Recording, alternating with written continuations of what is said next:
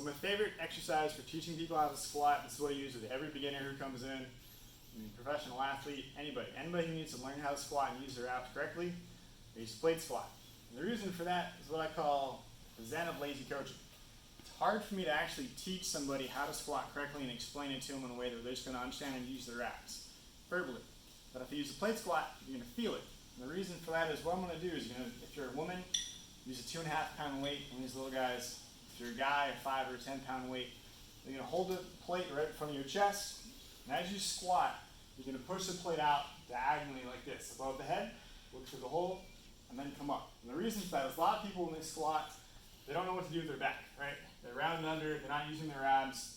The plate squat, by the act of reaching away, it activates your upper back and activates your abs. So it teaches you that automatic core bracing you need for good squats. The other thing is that because I'm reaching up and out, I'm using what we call your thoracic extensors in the upper back, which help keep you upright, strengthen the spine, which protect the back.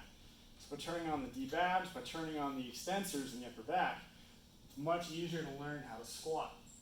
So usually I'll give this to people, they'll work up to sets of 20 on this. When they can do 20 reps, I'll start working on a goblet squat. You can make it harder if you wanted to by practicing a goblet squat, coming down, reaching up, and then coming up like that. It's a good warm-up. Call that squat with a heartbeat. But it's a good way to just learn the automatic technique you need for squats.